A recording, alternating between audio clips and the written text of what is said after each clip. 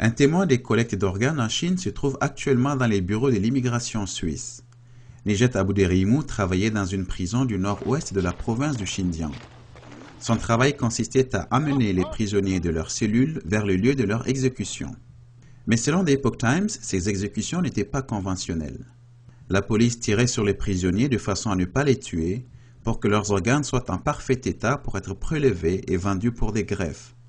L'agent ouïghour de la sécurité travaillait dans la prison de Liuwandao de 1993 à 1998.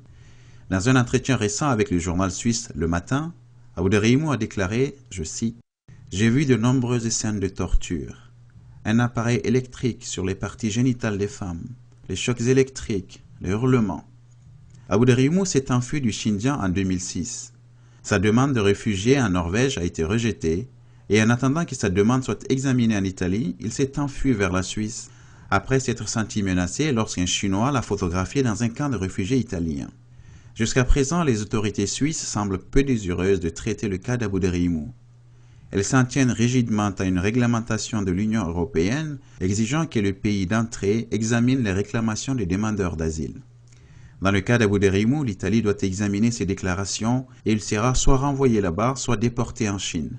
Alim Seitov du Congrès mondial ouïghour déclare qu'Abouderihimou doit se voir accorder l'asile pour sa propre sécurité.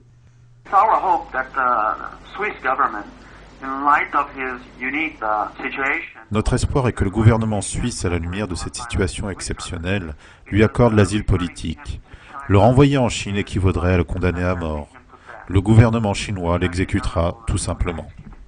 L'auteur et chercheur Ethan Gutmann a déclaré à The Epoch Times qu'Abouderihimou est un témoin important concernant les collectes d'organes par le régime communiste chinois. Plutôt que de le déporter, Gutmann a déclaré que les autorités suisses devraient le faire témoigner devant une organisation gouvernementale. Gutmann et d'autres activistes internationaux des droits de l'homme ont enquêté sur des déclarations selon lesquelles le régime chinois a systématiquement prélevé des organes sur des pratiquants de Falun Gong en vie avant de les vendre avec bénéfice depuis qu'il a commencé à persécuter les membres du groupe spirituel en 1999.